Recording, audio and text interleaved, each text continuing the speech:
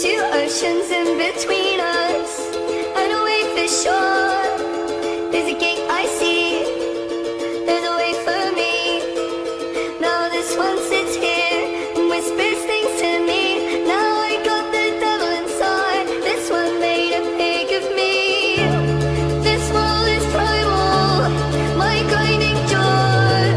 The headache pill, the necktie on my bedroom door. My conscience burning, my eyes are too cuddled up with a heart condemned. I should love you